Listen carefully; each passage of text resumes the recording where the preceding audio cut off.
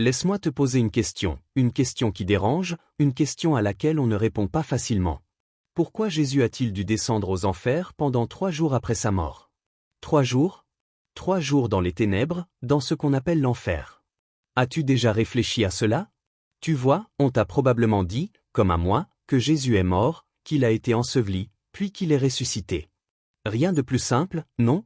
Et pourtant, il y a cette étape intermédiaire, cette période de 3 jours où tout semble suspendu dans l'ombre.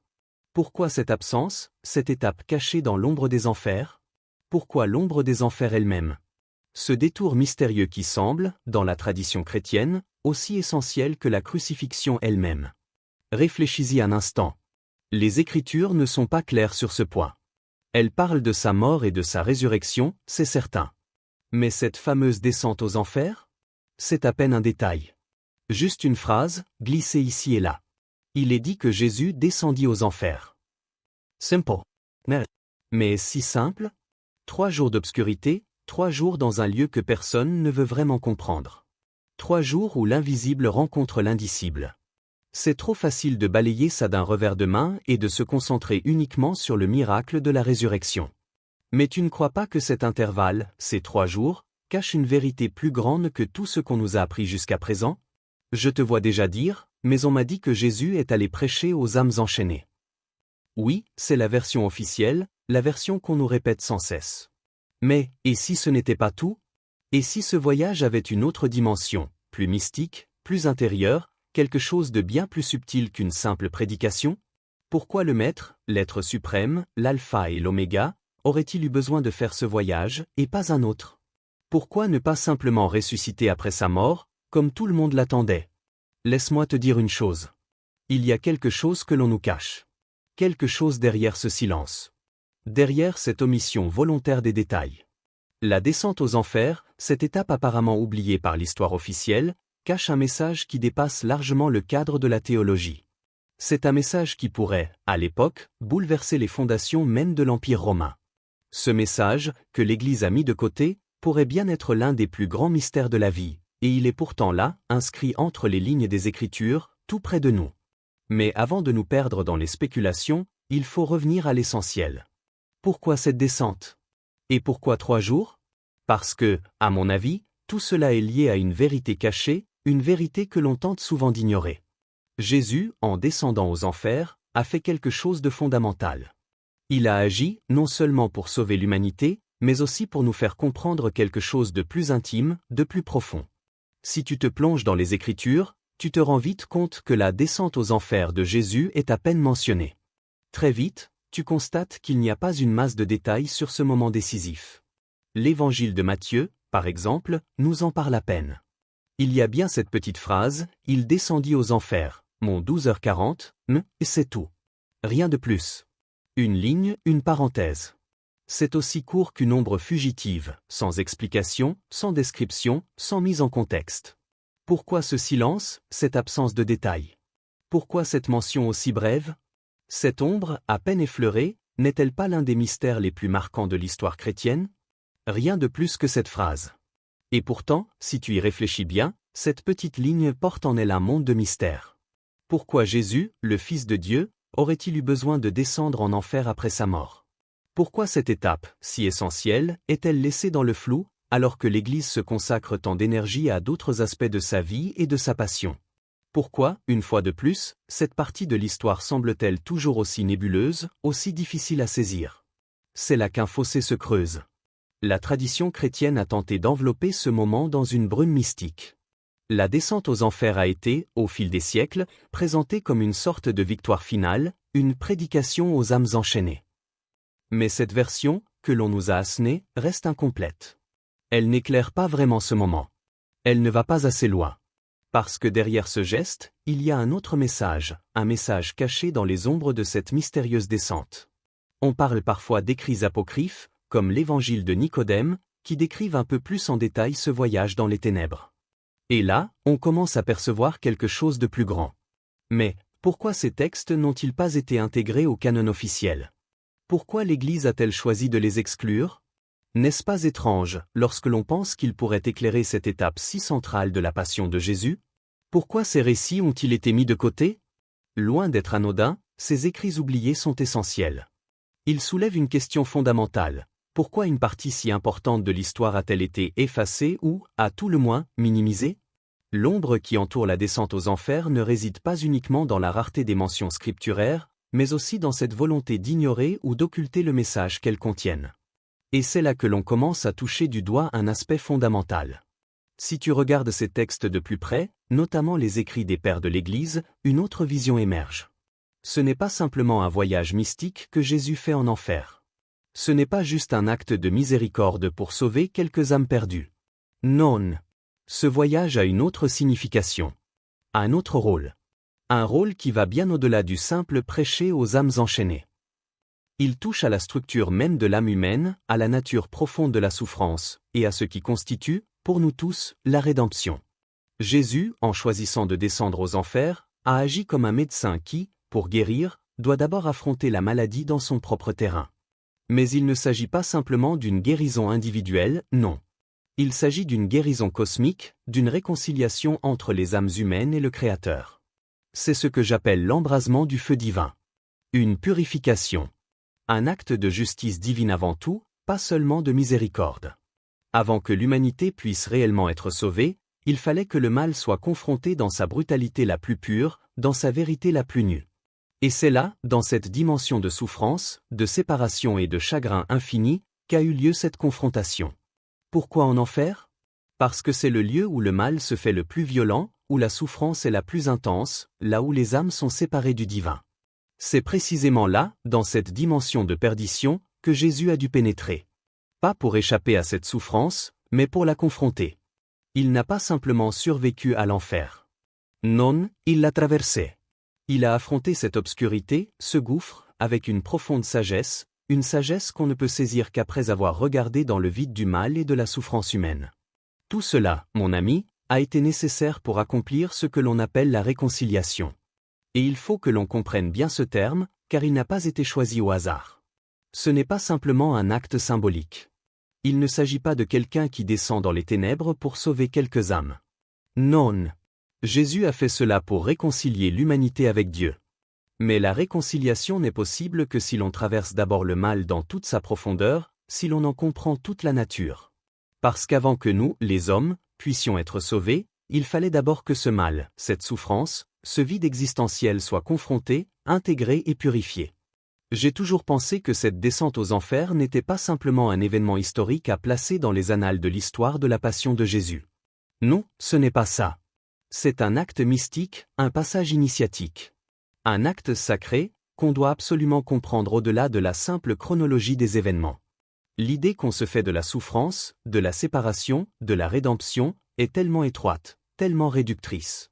Jésus, en descendant dans les ténèbres, a accompli quelque chose de bien plus profond que ce qu'on nous a raconté. Et il nous faut regarder cet acte avec plus de profondeur. Si on observe cela avec le cœur, on commence à voir que la souffrance n'est pas un simple phénomène extérieur, une épreuve à endurer ou à surpasser. Non. La souffrance, ici, est un état spirituel, une dimension de l'âme humaine qui est née de cette séparation fondamentale entre l'homme et le divin. Jésus, dans son humanité, a pris sur ses épaules ce fardeau qui n'était pas simplement celui du péché des hommes, non. Ce fardeau était plus vaste. Il était celui de la souffrance elle-même. La souffrance qui naît de l'illusion de la séparation entre l'âme humaine et le patron, le Créateur. Loin des dogmes établis, des explications cosmiques de la souffrance, moi je pense qu'il y a une autre vérité qui se cache ici, une vérité plus intime, plus personnelle. Jésus, en descendant aux enfers, n'a pas seulement voulu laver les péchés du monde, ou purifier l'humanité dans un acte symbolique. Non, il a fait quelque chose de plus. Quelque chose de radicalement nécessaire. Il a dû descendre dans ce lieu pour briser l'illusion, cette illusion géante de la séparation. L'enfer, dans ce contexte, ne représente pas seulement un lieu de tourment, de peine sans fin. Ce n'est pas ça, l'enfer. L'enfer est avant tout un symbole, un puissant symbole de l'éloignement de l'âme humaine du divin, de cette rupture tragique qui déchire l'âme depuis la chute originelle. Ce qui est fascinant, tu vois, c'est que Jésus ne se contente pas de descendre aux enfers pour prêcher aux damnés. Non, ça ne va pas aussi simplement.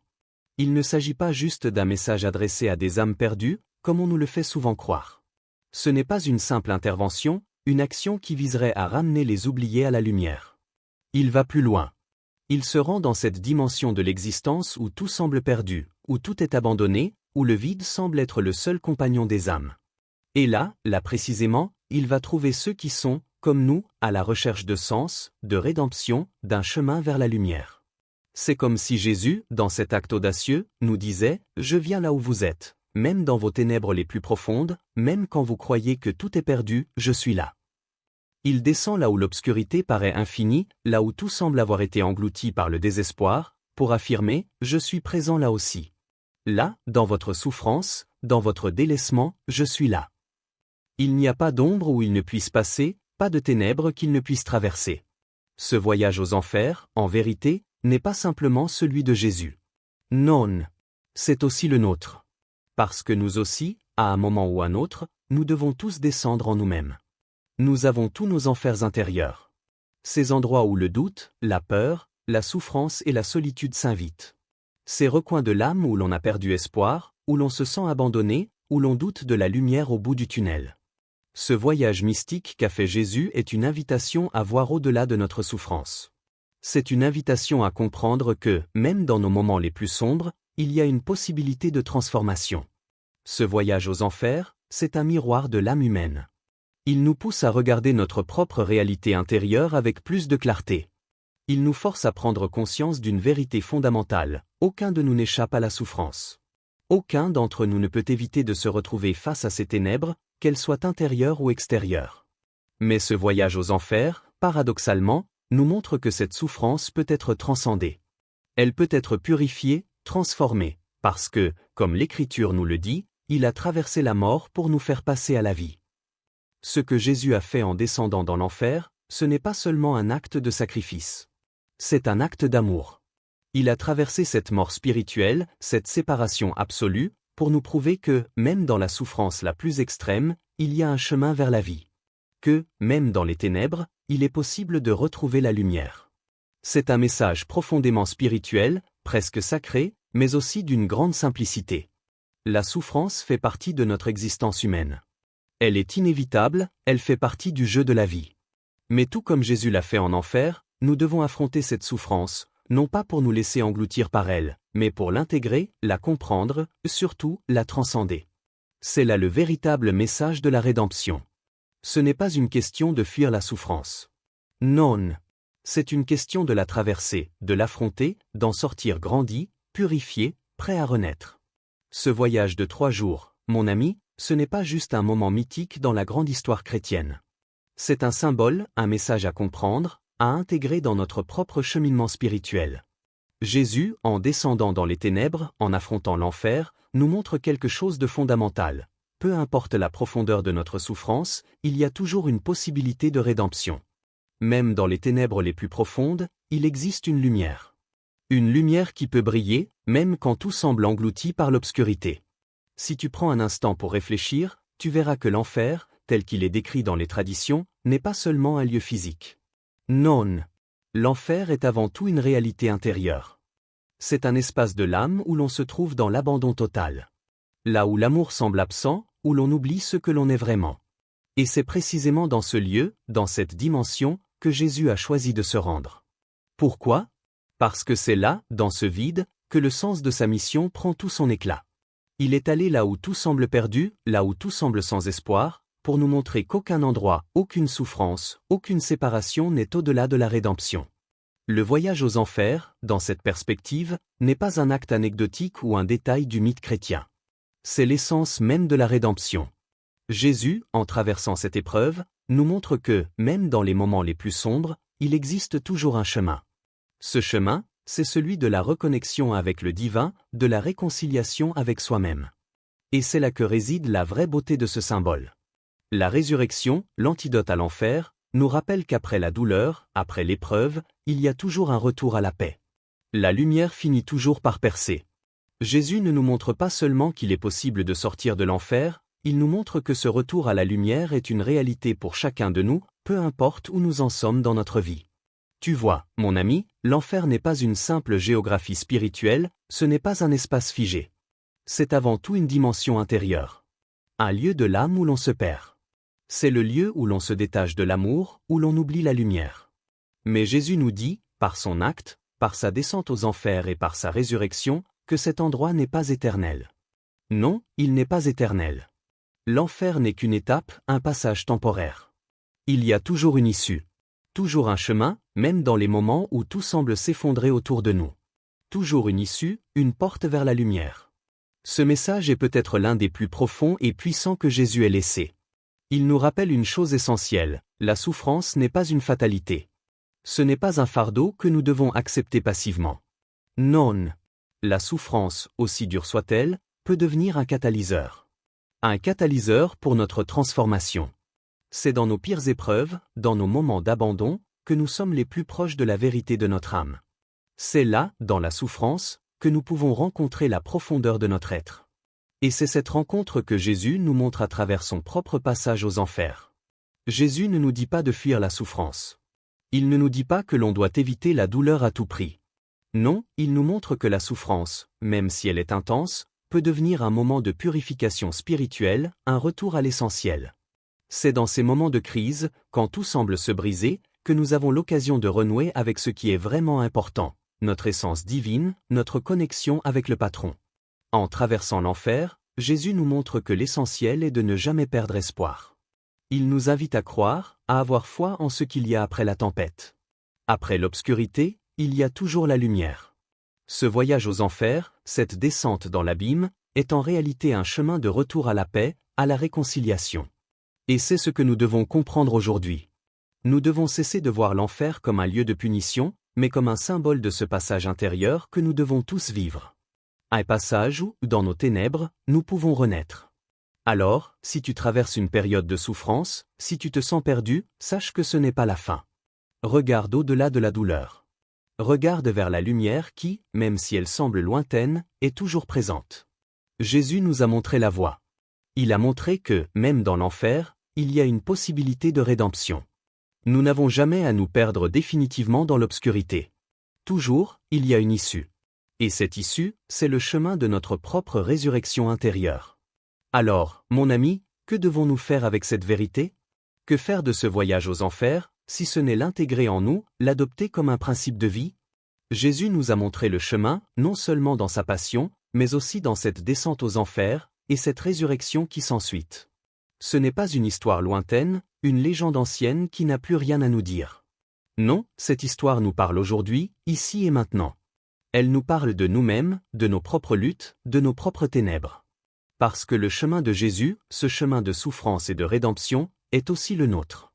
Nous avons tous nos enfers intérieurs. Ces endroits sombres où l'espoir se fait rare, où le doute prend racine et où la souffrance semble infinie.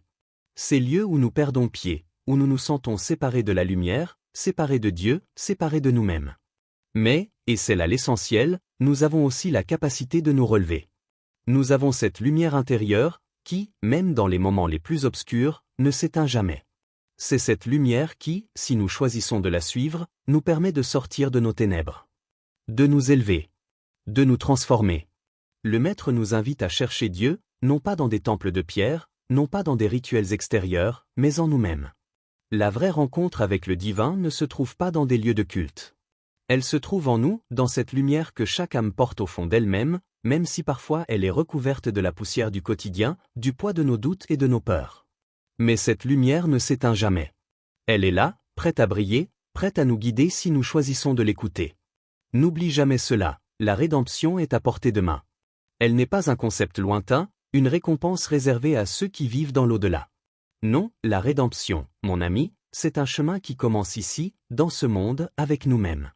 Elle passe, certes, par une confrontation avec nos propres ténèbres. Par l'acceptation de nos souffrances, par la reconnaissance de nos ombres. Mais elle ne se termine pas là.